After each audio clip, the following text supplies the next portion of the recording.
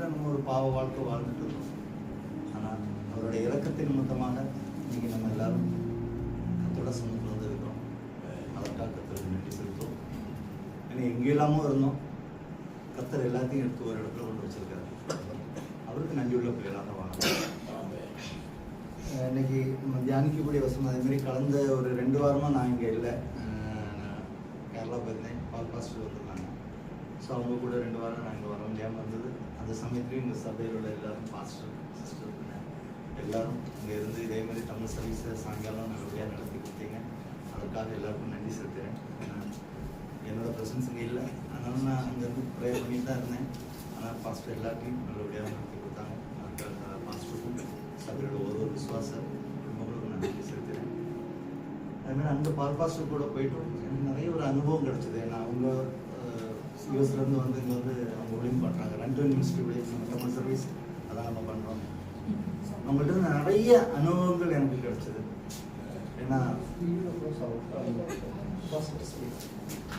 Sound நான் சொல்கிறேன் இல்லை இது ஏசி போட்டுருக்காங்க. அந்த ஃபேனோட சவுண்ட் உங்களுக்கு கொடுக்குறது. அது வந்து ஃபேன் ஓகே தான். Fan lowest speed. ஏசி ஸ்பீட்லாம் ஓடுது. ஏசி வேணும். ஏசி இருக்கு. ஃபேன் ஸ்பீட் மட்டும் 1. ஏசி இருந்து ஃபேன் குறைச்சிட்டாங்க.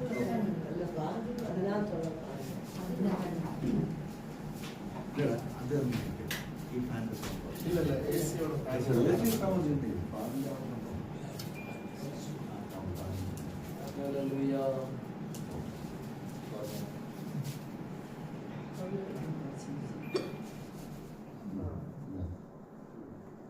அதே மாதிரி பார்த்தீங்கன்னா நான் கிறிஸ்துவுக்கு வந்த சமயத்தில் ஆண்டவரை ஏற்றெடுத்து வந்த உடனே எனக்கு நிறைய விஷயங்கள் ஒரு போராட்டமாட்டே என்னோட வாழ்க்கையில் இருந்துச்சு.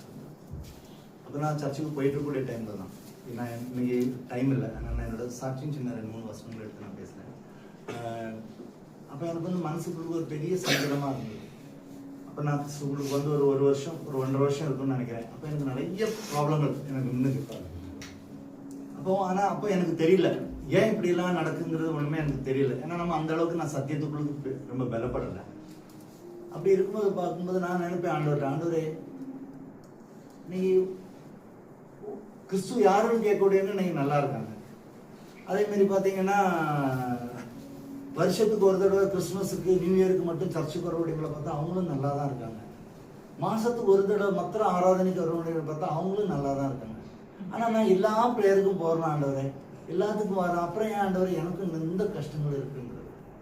அப்போ எனக்கு அது மனசுக்கு ரொம்ப ஒரு பெரிய ஒரு பாரமாக இருந்தது. இதெல்லாம் நான் எதுக்கு சொல்கிறேன்னா, இந்த வசனம் நான் இன்னைக்கு எடுக்க எனக்கு அந்த டைமில் எனக்கு ஆண்டவர் எனக்கு ஞாபகப்படுத்தினாங்க வசனம். ஏன்னா எசையா 48:10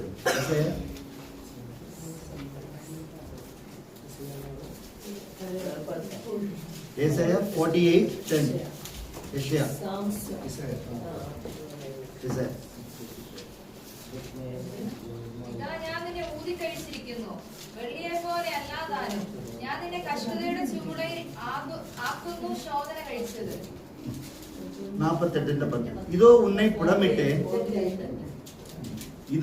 புடமிட்டேன், ஆனாலும் வெள்ளியை போல் அல்ல, உபத்திரவத்தின் கோயிலே உன்னை தெரிந்து கொண்டேன். இந்த வசனம் எல்லாம் பார்க்கும்போது எனக்கு என்னடா புடமிட போறாரா நம்மள, எனக்கு பயங்கர ஒரு கஷ்டமா இருந்தது.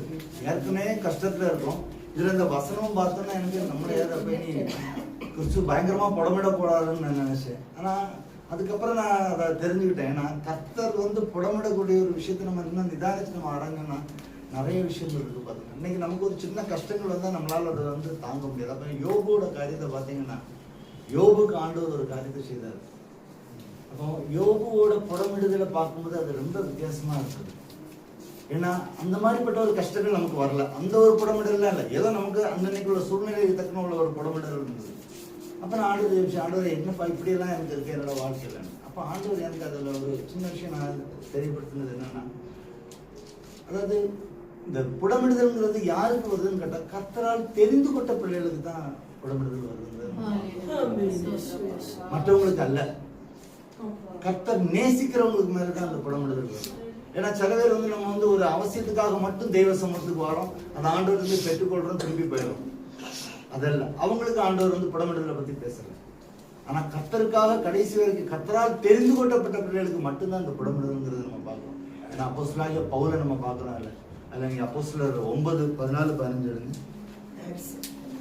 Aux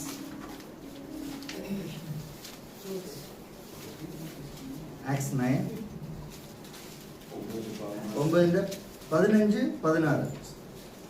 Rajesh 15-16 Acts 9:15 and 16.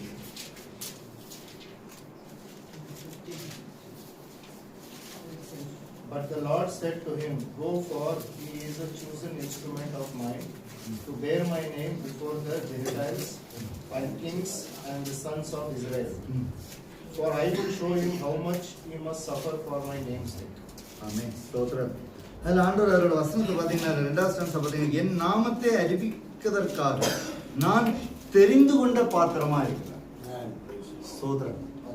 அப்போ அவர் ஒரு தெரிந்து கொண்ட பாத்திரமாட்டு தான் அவரை பார்க்கிறாரு. அது மட்டும் இல்லாம அடுத்த வசனத்துல நம்ம பார்க்கிறோம், அவனுக்கு என்னது எவ்வளவாய் பாடுபட வேண்டும் என்பதை நான் அவனுக்கு காண்பிப்பேன். அப்போ 2 விஷயங்கள் அதுல இருக்கு. ஆண்டவர் தெரிந்து கொண்டவங்களுக்கு மட்டும்தான் இந்த புடமிடுதல்ங்கிறத நம்ம பார்க்கணும். நம்ம கர்த்தர் நேசிக்கிற ஒரு ஒரு மனுஷனை தான் ஆண்டவர் வந்து புடமிடு. ஏன்னா இன்னைக்கு நம்ம நினைக்கிறோம், நம்ம நினைக்கிறது மாதிரிலாம் ஆண்டவர் அப்படி இல்லை. இன்னைக்கு நம்மள ஆண்டவர் தெரிந்து கொண்டிருக்கிறாருன்னா அவருக்கு நம்மளை பத்தி ஒரு திட்டம் அவருக்கு இருக்கு. அப்ப அவருக்கு இசைவான ஒரு வளைவா நம்மளை கொண்டு வரணும்னு உண்டுமானா அதுல சில பாடுகள் நமக்கு வரத்தான் செய்யும். ஏன்னா கர்த்தருக்கு பிரியமான ஒரு பாத்திரமாக நம்மளை மாற்றணும்னு அவரு விரும்புறாரு, நம்ம விரும்புகிற பிரகாரமாக அல்ல. கர்த்தர் யாரை தெரிந்து கொண்டிருக்கிறாங்களோ அவங்கள அவர் விரும்புகிற பிரகாரமாக அவர் நம்மளை மாற்றதுக்கு இப்போ அதே மாதிரி நம்ம யோசேப்பை எடுத்துக்கோங்க. யோசேப்போட பாடுகள் அவனுக்கு ஒரு புடமிடுதல் இருந்தது. யாக்கோபு எடுத்துங்க, அவனுக்கு ஒரு கஷ்டமான ஒரு சூழ்நிலை. அப்ப இன்னைக்கு நமக்கு ஒவ்வொருத்தருக்கும் ஒரு கஷ்டமான சூழ்நிலைகள் வரும்போது நம்ம வந்து பயப்பட வேண்டிய அவசியம் அல்ல. ஏன்னா கர்த்தர் தெளிவா சொல்றாரு, என்னால் தெரிந்து கொள்ளப்பட்ட ஜனங்கள். நீ யார் நிறைய பேருக்கு அந்த பாக்கியம் இன்னைக்கு கிடைக்கல, இன்னைக்கு நமக்கு ஆண்டவருக்கு தந்திருக்காரு. அப்ப இன்னைக்கு நமக்கு சில கஷ்டப்பாடுகள் கஷ்டமான ஆனா இதுல என்ன ஒரு விஷயம்னா, நம்ம எண்ணத்தினால நமக்கு இந்த சூழ்நிலை வருதுங்கிறத நமக்கு புரியும். அன்னைக்கு நான் வந்து அதை புரியல, அதனாலதான் எனக்குள்ள நங்கலாய்ப்பு, ஏன் ஆண்டவரே எனக்கு இப்படி வருது, ஏன் ஆண்டவரே எனக்கு இப்படி வருது. ஆனா யோபுவை பாத்தீங்கன்னா யோபு நிதானிச்சு, ஏன்னா இந்த முதல் அதிகாரம் யோபு நம்ம படிச்சா தெரியும், அவர் வந்து அதுல வந்து நம்ம பாடுகள் ஆரம்பிக்கும் போது அவர் ஸ்தோத்திரம் சொல்ல ஆரம்பித்தார். அதே இது 2வது அதிகாரத்துல பாத்தீங்கன்னா அவர் அமைதியா இருக்கக்கூடிய காரணம். ஏன்னா அவரு தெரிந்து கொண்டார், நான் கர்த்தரால் புடமிடப்படுகிறேன். அப்ப கர்த்தரால் புடமிடப்படுகிறேங்கிறது அவர் தெரிஞ்சது நிமித்தமாக அவர்கிட்ட ஒரு அமைதி இருந்தது, அவர் ஒரு ஸ்தோத்திரத்தோடு இருந்தார். ஆனா நம்ம அது தெரியாம இருக்கிறதுனாலதான் நமக்கு இன்னைக்கு ஒரு சின்ன பிரச்சனை வந்தாலும் நம்மளுக்குள்ள ஒரு போராட்டம், அங்கலாய்ப்பு, ஏன் இப்படி இருக்கு அப்படி இருக்குங்கிறது. ஆனா நிதானிச்சு நம்ம அறையணும். கர்த்தர் சில விஷயங்களை நம்மகிட்ட இருந்து அகற்றணும்னு நினைக்கிறார், நம்மளை உருவாக்க நினைக்கிறார் அவர். அப்ப அவர் உருவாக்க நினைக்கும் போது நம்ம அதை விட்டு கொடுக்கணும் தெய்வ சமூகத்துல. ஏன்னா நம்ம விட்டு கொடுத்தா மட்டும்தான் அவருக்கு அவர் நினைச்ச ஒரு பாத்திரமாக நம்ம மாற்ற முடியும். ஏன்னா அவரு நம்மளை வந்து என்ன சொல்லியிருக்காருன்னா, அவரு நம்மளை ஒரு இடத்த நம்ம கொண்டு போய் சேர்க்கறதுக்காக அவர் நம்மளை அழைத்து வச்சிருக்காரு. அப்ப அந்த அழைப்பு அந்த நிறைவேறணும் உண்டுமானா சில பாடுகள் நமக்கு வரத்தான் செய்யும். அதன் நிமித்தமாக நம்ம எந்த ஒரு பாரமும் நம்ம எடுக்க வேண்டிய அவசியமே இல்லை. ஏன்னா நம்ம தெய்வ சமூகத்துல நம்ம வளைஞ்சு கொடுத்தோம்னா உலகத்துல நம்ம நிமிர்ந்து நிற்கக்கூடிய ஒரு சூழ்நிலையை கர்த்தர் நமக்கு உருவாக்கு. ஆனா நம்ம தெய்வ சமூகத்துல வளையாம உலகத்துக்கு வளைஞ்சிட்டு தெய்வ சமூகத்துல நம்ம நிமிர்ந்து நிற்க முடியாது. அப்ப அதை நம்ம தெளிவா, ஏன்னா இதுல சில காரியங்கள் வந்து நம்ம ஒரு ரகசியமா இருக்கும், அது என்னத்தினால வருது. ஏன்னா இப்ப யோபு அந்த ஒரு புரிதல் இருந்ததுனால யோபு அதை பிடிச்சிட்டார். ஆனா அந்த பாடுகள் மத்தியிலையும் யோசேப்புக்கு கூடவே கர்த்தர் இருந்தாருங்கிறத நம்ம பார்க்கிறோம்.